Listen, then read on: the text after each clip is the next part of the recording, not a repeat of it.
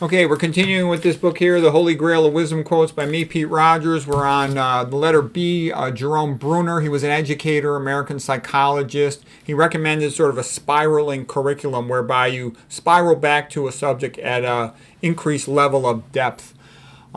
He said, the shrewd guess, the fertile hypothesis, the courageous leap to a tentative conclusion. These are the most valuable coins of a thinker at work. And I think that's good in the sense that real learning is when you learn something that you want to know.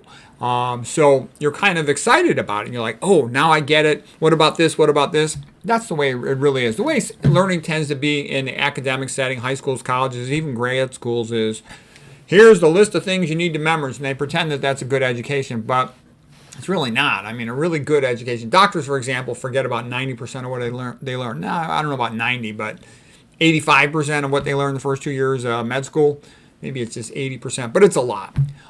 So what I'm trying to say is, whereas you think about conversations with your parents or something, or learning how to drive a car, or other things you're really interested in, your retention rate's very high. Things that matter, you don't ever forget them. They're part of your life.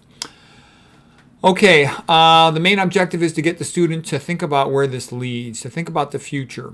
Okay, how sustained an episode a learner is willing to undergo depends upon what the person expects to get from his efforts.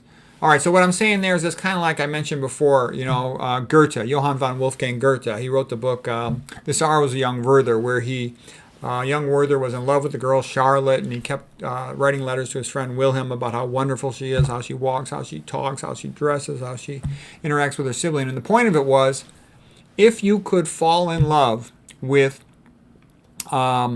your subject, fall in love with biology the way Werther was in love with Charlotte, and you'll be great at it. And so that's what you want to try to do, is spend time talking to yourself. Because I sometimes tutor students, and I'll say to them, why do you want to do this? And they give me this funny look, like, why am I going into all this psychological stuff? And I'm like, have to get your brain to want to learn it, okay? Because if your brain wants to learn it, it'll see the material is important, and you'll retain it better. That's tremendously important for increasing your ability to retain a subject, okay? And I also think it sounds a little weird, but I think it's true. Being lonely makes you a better student. The reason is, let's say you got a new girlfriend, you want to make her happy, and you keep taking her out or something. You got to study. So I didn't like being lonely a lot of times. I was really lonely, painfully lonely at college and in med school.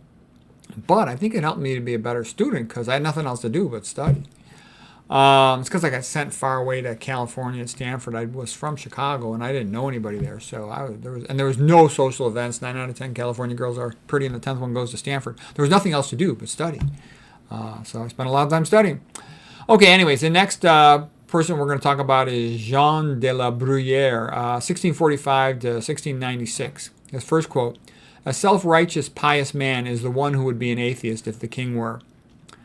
Time makes friendship stronger, but love weaker." Yeah, the longer you're around a friend, the more you like them. But with a lover, you tend to somehow drift apart. It doesn't have to be that way, but it tends to be that way. Okay, Bruyere continues, "A man has made great progress in cunning when he does not seem too clever to others." Yeah, people don't like it if they think you're a lot smarter than them. They often resent you. Some people do, but a lot of them don't. I've had a lot of guys be kind of nasty to me, guys with IQs in that range of about 135 to 140, sort of like they're used to being pretty smart, about a 99% IQ, and I've learned from experience just to avoid guys like that if they start giving me a little bit of flack. If they push, I can totally run circles around them, and I don't want to do that though, but if they push I do, but I try to avoid them. Okay, the shortest and best way to make your fortune, whereas people who are smarter than that, like really smart guys, they really like me because it's fun. They know it's fun. They know it's rare to talk to me, and it's fun to talk to each other. But some guys are like real territorial, and if they feel like you're just a little bit beyond them or challenging their territory in some way, they're like nasty to you. Okay, so it's better to just like not show off being smart around those types. Okay, the shortest and the best way to make your fortune is to let people see clearly that it is in their best interest to promote yours.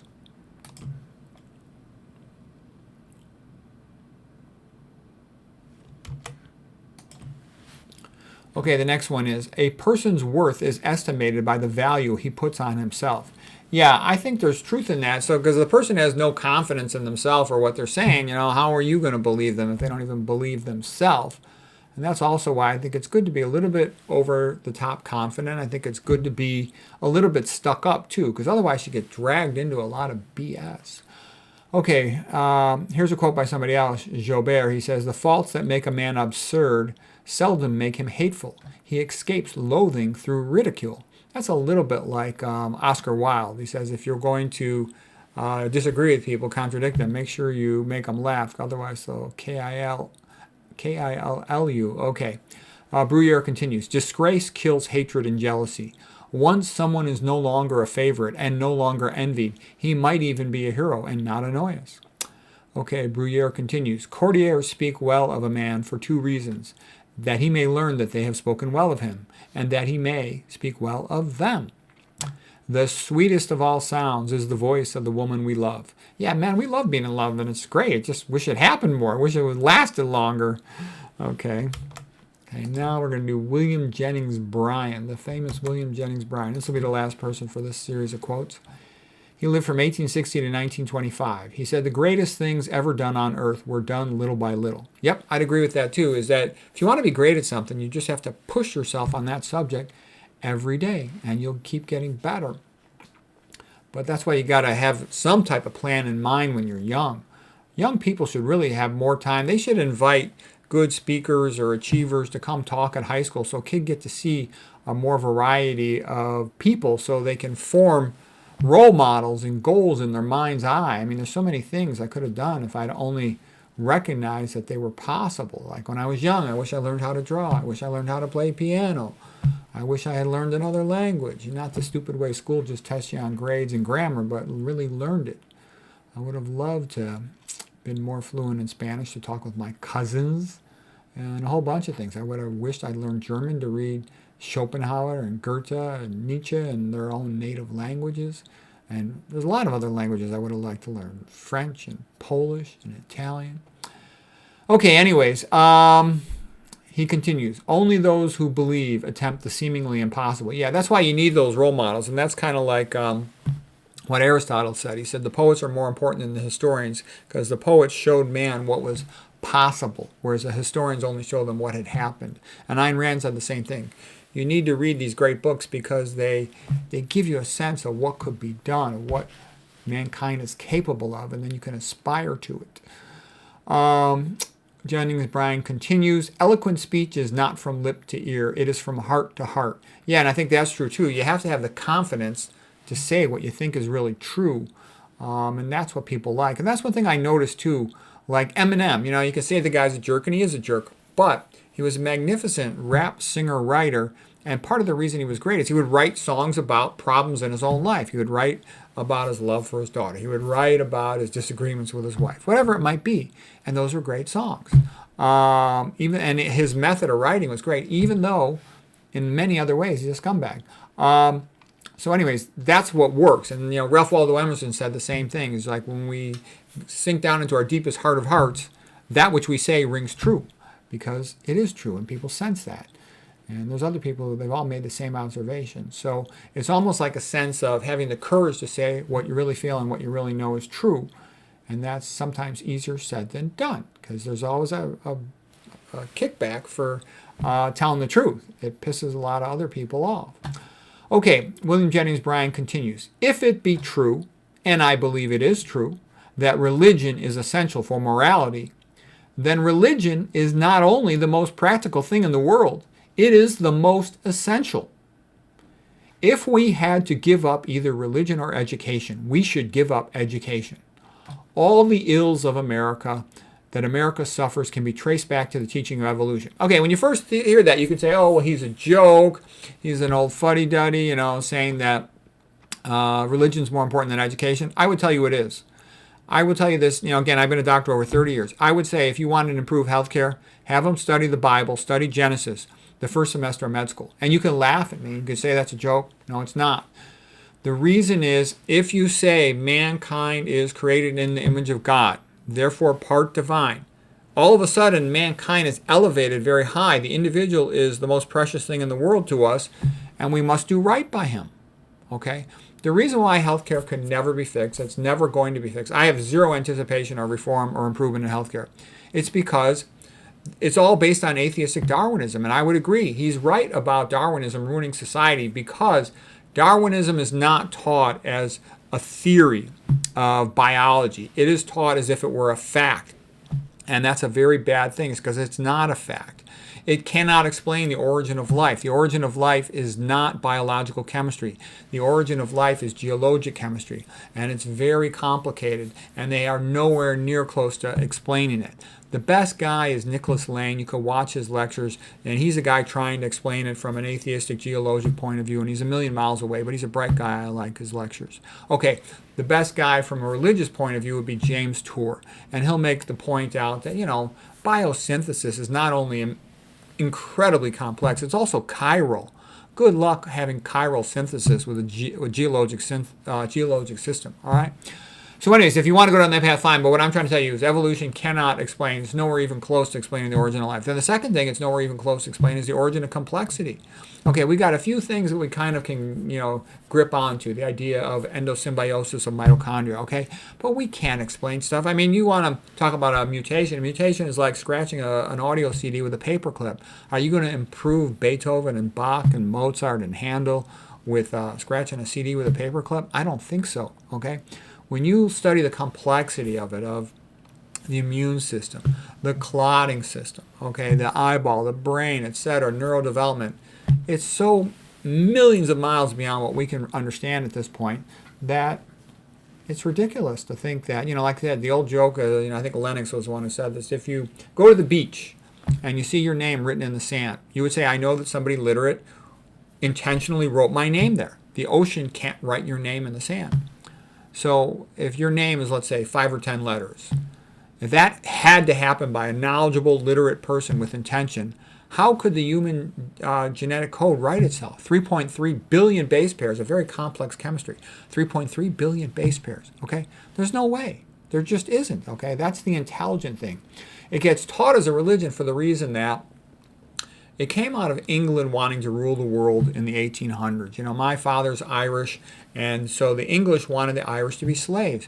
They love atheistic Darwinism because what it says is, like the Herbert Spencer theory of survival of the fittest, that whoever has the most power is superior and therefore has the right to impose their will upon others. So they said the Irish are inferior and therefore should accept being slaves, should therefore accept, economic deprivation, etc. So that's how it's used all over the place, okay? And, there's something similar with the USA with Manifest Destiny. My other ancestors on my other side of the family from Puerto Rico, okay? If a Puerto Rican would carry a flag around when USA took them over, they would get, popped in the street for having a flag, okay? So that's why they wave them out of their cars and be so annoying and beep their horn sometimes, all right? But what I'm trying to say is USA just had the attitude they are inferior, they must accept our total control, And unfortunately, that's a common thing with mankind. And what's about the only thing that gets people to be nicer to people who they think are inferior is Christianity. That's the only hope of it, okay? And again, Jesus Christo, that what you do to the least of my brethren, you do unto me. You need to go down that path or you can't get people to be nice to people who are seen as inferior. And the medical system clearly sees the patients as inferior. There's no doubt about it, okay? It sees them basically, atheistic Darwinism says that mankind has no soul. There's nothing divine about him. He's just a primate, a talking monkey, okay? And if you say he's just a talking monkey, then why do right by him? Why not just rip him off? And I'm telling you, that's why no medical surgical bullshitology can ever fix medicine unless you go back to Genesis and you say mankind is created in the image of God. There's no way around it.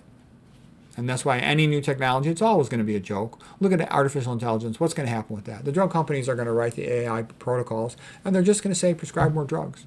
It doesn't matter. I've seen all the fancy imaging. And yeah, it has certain situations where it'll save a patient's life. But the average patient, they all have the same disease. They all eat a high-fat diet. Almost all of them, they're overweight, they're hypertensive, they got prediabetes, diabetes, and then that causes atherosclerosis. Then they get all the complications of atherosclerosis. They eat a low-fiber diet, so they get all the complications of abdominal pressure syndrome. And then because they got leaky gut, they start getting all the postprandial endotoxemia with associated prothrombotic blood, breakdown of the blood-brain barrier as well, the neurotoxic effects from that, etc. So it's all totally predictable, and almost all of it is easy to avoid. Just, eat the low-fat, low-sodium vegan diet, okay, with no oils, etc. All right, anyways, back to William Jennings Bryan's quotes. He says, science is a magnificent force, but it is not a teacher of morals. It can perfect machinery, but it adds no moral restraints to protect society from the misuse of the machine. Okay, and he's right, and that reminds me of Will Durant. Will Durant had said that philosophers don't need religion, but most men are not philosophers, kind of like Voltaire said that as well. But he said what happens is if you want to teach people morality, you have to teach them when they're young. If you want to teach people morality when they're young, you have to teach it with religion. Okay, and that the little guy wants religion. I mean, think about it. Religion is the friend of the little guy, because religion says all men are equal in the eyes of God, even the king with the peasant. Okay, that's a compliment to the little guy. Religion says to the little guy, your life has meaning. You are a player, a participant in this great, conflict between good and evil. Okay, and everything you do is significant. Well, that's a big compliment to the little guy. Your life has meaning, and when you die, you'll live ever after in heaven potentially. All those ideas, they sort of ennoble the little guy. Why wouldn't he like that? Okay, it's not something forced on him. It's something he likes. Whereas atheistic Darwinism says you're just a talking monkey. Shut up and do as you're told, and you have no rights. You have no rights to anything, nothing. Okay, William Jennings Bryan continues. We have petitioned, and our petitions have been scorned. We have entreated, and our entreaties have been disregarded. We have begged, and they have mocked us when our calamity came. We beg no longer. We entreat no longer. We petition no more. We defy them. Okay, so a lot of rhetoric there. Repetition sort of builds momentum with rhetoric. Okay, William Jennings Bryan continues. You shall not press down upon the brow of labor this crown of thorns. You shall not crucify mankind upon a cross of gold. Okay, so that's William Jennings Bryan. Okay, well, that's it for quotes for today. I hope that was interesting.